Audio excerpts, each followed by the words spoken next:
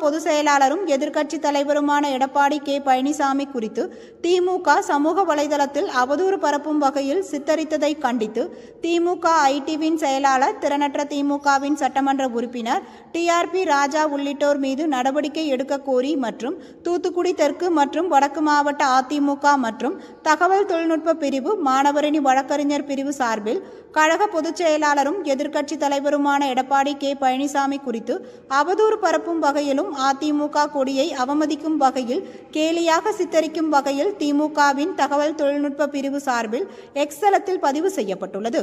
இந்த பதிவிற்கு கண்டனம் தெரிவிக்கும் வகையில் தமிழகம் முழுவதும் இன்று மாவட்ட காவல் கண்காணிப்பாளரிடம் அதிமுக சார்பில் புகார் மனு அளிக்கப்பட்டது. தமிழகத்தில்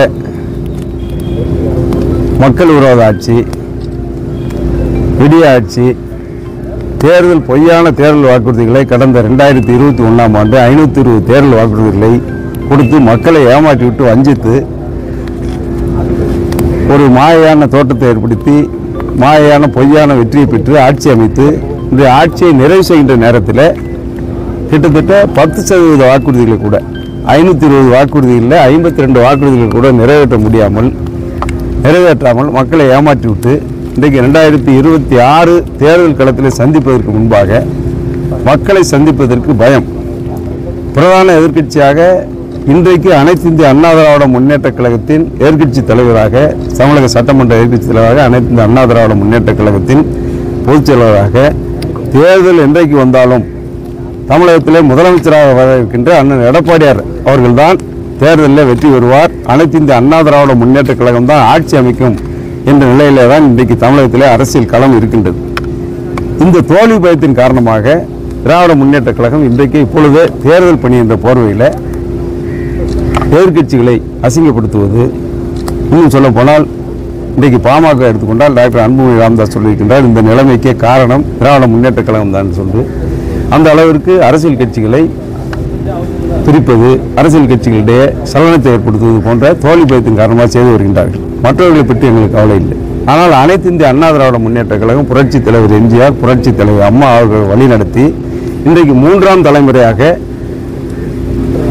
தொண்டனும் தலைவனாக முடியும் என்ற வரலாற்றை படைத்து அனைத்து இந்திய அண்ணா திராவிட முன்னேற்ற கழகத்தில் ஒரு கிளைக்கழக செயலராக தன்னுடைய பயணத்தை தொடங்கியவர் அந்த இயக்கத்தில் பொதுச் செயலராக வர முடியும். ஏன் இன்னும் சொல்ல போனால் தமிழகத்திலே முதலமைச்சர் என்ற அரியணையிலே கூட அமர முடியும் என்ற வரலாற்றை படைத்த கட்சி அனைத்து இந்திய அண்ணா திராவிட முன்னேற்ற கழகம். அப்படி வரலாற்றை படைத்தவர் முன்னாள் முதலமைச்சர், இன்றைக்கு எதிர்க்கட்சி தலைவர், வருங்கால முதலமைச்சர் அண்ணன் எடப்பாடியார் அவர்கள்.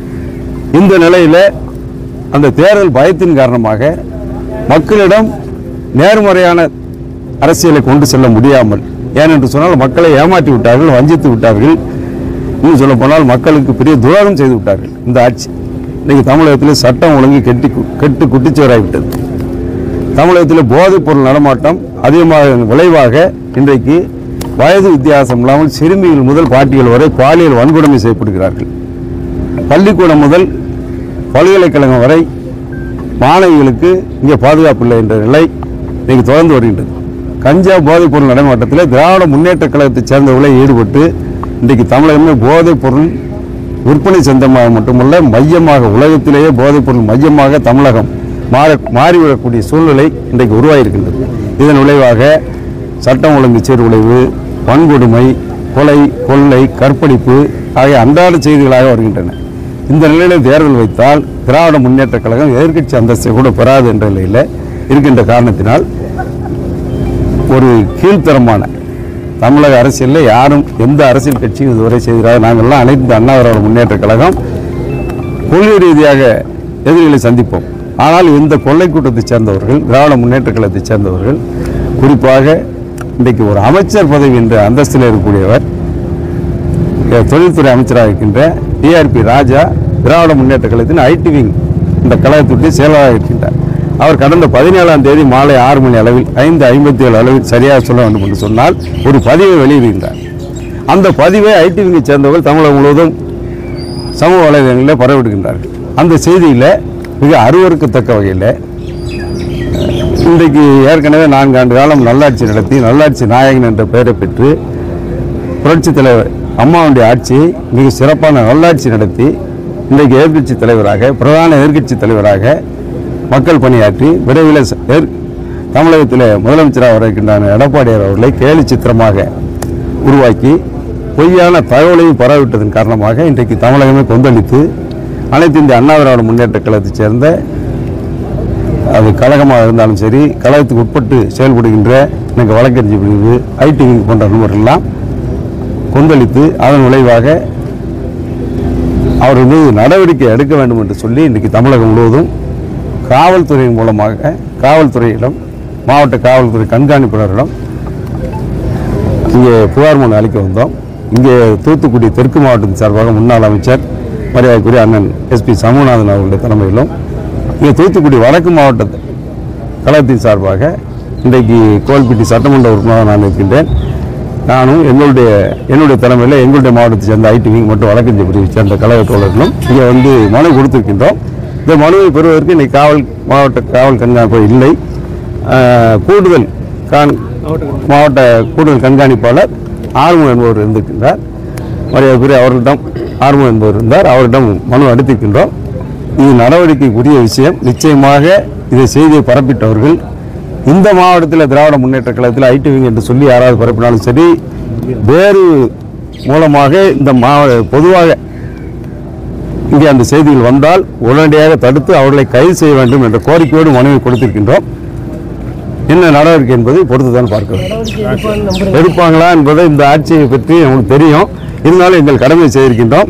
நடவடிக்கை எடுக்கவில்லை என்றால் இதற்கெல்லாம் சேர்த்து பதிலடியாக தேர்தலில் மக்கள் நடவடிக்கை எடுப்பார்கள். வருகின்ற 2026 தேர்தலில் இவர்களுக்கு மக்கள் தகுந்த பதிலடியை கொடுப்பார். இது சிறுவில்லைத்தனமான அரசியல், கேவலமான அரசியல், அநாகரிகமான அரசியல். இந்த அரசியல் திராவிட முன்னேற்ற கழகத்திற்கு காலங்காலமாக கைவந்த கலை. திராவிட முன்னேற்ற கழக தலைவர் கருணாநிதி அவர்கள் இருந்தபோது கூட அன்றைக்கும் அதைத்தான் சொன்னார். சட்டமன்றத்தில் அங்கே சிவராஜன் தானு நடவடிக்கை எடுக்கலாமா என்று சொல்லி நடவடிக்கை எடுக்கலாம் சட்டப்படி நீதிமன்றம் அதுக்கு அடுத்து சொன்னாங்க. அது அவர் அல்ல, அம்மாவுடைய இந்த புகைப்படத்தை காட்டி அசிங்கப்படுத்தப்பட்டார்கள். அதெல்லாம் வரலாறு. புரட்சித் தலைவர் அம்மா அவர்களை சட்டமன்றத்தில் அசிங்கப்படுத்தினார்கள். புரட்சித் தலைவர் எம்ஜிஆர் அவர்கள் இயக்கத்தை கண்ட நேரத்தில் சட்டமன்றத்தில் மைக் எல்லாம் வைத்து காலனி எல்லாம் செருப்பெல்லாம் வீசி எவ்வளோ அசிங்கப்படுது. இது அவர்களுக்கு திராவிட முன்னேற்ற கழகத்திற்கு பிறவி குணம். இன்றைக்கு அதே பிறவி குணம் ஸ்டாலினுக்கும் தொடர்கின்றது. எனவே மக்கள் அதை பார்த்தால் அவர்களை 14 ஆண்டு காலம் ஒதுக்கி வைத்தார்கள். அப்படிப்பட்ட நிலை தமிழகத்தில் மீண்டும் உருவாகும். இதில் நடவடிக்கை இல்லை என்றால் தலைமை கழகத்தின் மூலம் பொதுச்செயலாளர் அவர்கள் சட்ட நடவடிக்கைக்கு அனைத்து அண்ணா திராவிட முன்னேற்ற கழகம் அடுத்த கட்டமாக சட்ட நடவடிக்கை மேற்கொள்ளும். இது எல்லாத்தையும் விட மக்கள் மன்றம் எல்லாத்தையும் விட மிகப்பெரிய மக்கள் தீர்ப்பு, மகேசன் தீர்ப்பு என்று பேஞ்ச அண்ணா சொல்லியிருக்கின்றார். நிச்சயமாக இதற்கெல்லாம் மக்கள் தீர்ப்பு பதிலடியாக இருக்கும் 2026 சட்டமன்ற தேர்தல். சார், 2026 அதிமுக பாஜக கூட்டணிகள் தேர்தலை சந்திக்கும் பட்சத்தில் அடுத்த தேர்தல் வந்து அதிமுக தேர்தலை ரொம்ப சந்திக்கிற ரொம்ப கடுமையாக இருக்கும். தொல் திருமாவளவன் சொல்லியிருக்கோம். இதை பற்றி உங்கள் கருத்து? தொல் திருமாவளவன் முதல்ல எந்த கூட்டணியில் இருக்க போறாங்க அவர் இன்னும் முடிவு பண்ணலை. நிச்சயமா இன்னைக்கு உள்ள சமீபத்தில் வருகின்ற அவருடைய நிலையை பார்த்தால் அவர் எந்த கூட்டணியில் இருக்க போகிறார் என்பதே தெளிவாக இல்லை. அவர் அதை முதல்ல தெளிவு பண்ணி கொள்ளட்டும். நிச்சயமாக இந்த வருகின்ற தேர்தல், இந்த தேர்தல் வந்து அனைத்து இந்திய அண்ணா திராவிட முன்னேற்ற கழகத்திற்கான தேர்தல். நானே சொல்ல, மக்கள் சொல்லுகின்ற கருத்து. இந்த தேர்தல் அனைத்து இந்திய அண்ணா திராவிட முன்னேற்ற கழகம் வர வேண்டும், வெற்றி பெற வேண்டும், விடியாட்சி வீட்டுக்கு செல்ல வேண்டும், எடப்பாடியார் முதலமைச்சராக வர வேண்டும் என்ற மனநிலையே தான் தமிழருடைய மக்களுடைய வாக்காளருடைய மனநிலை இருக்கின்றது. வாக்களிப்பது தமிழக வாக்காளர்களை தவிர ஒரு சில அரசியல் கட்சிகள் முடிவு செய்வது அல்ல இந்த தேர்தலை பற்றி. சார், தொடர்ந்து அண்ணாமலை வந்து பிஜேபி கூட்டணி ஆட்சி தான் அப்படின்னு சொல்லிட்டு இருக்காரு. அதை பற்றி நாங்கள் பதில் சொல்ல விரும்பலை. அதிமுக தலைமையில் தான் இங்கே தேர்தலை சந்திக்காங்க. அவர் ஒரு பக்கம் அப்படி சொல்கிறாப்ப இன்றைக்கு பாஜகவுக்கு தலைமை டெல்லியில் இருக்கின்றது, இங்கே தலைமை ஒரு தலைமை இருக்கின்றது, எங்கள்கிட்ட தலைமை இருக்கின்றது. அவர் முடிவு செய்வார்.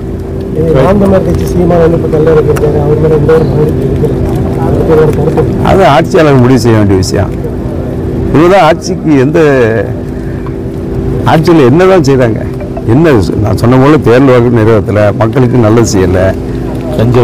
கஞ்சா போதைப் பொருள் நடமாட்டம் தமிழகத்தில் வரலாறு காணாத அளவில் இன்றைக்கு தமிழகம் நம்பர் 1 மாநிலம் என்று சொன்னால் எதில் என்று சொன்னால் சட்டம் ஒழுங்கு சீரழிவு, கஞ்சா பொருள், போதைப் பொருள் விற்பனையின் மையமாக இதில் தான் இன்றைக்கு நம்பர் 1 மாநிலமாக இருக்கின்றது.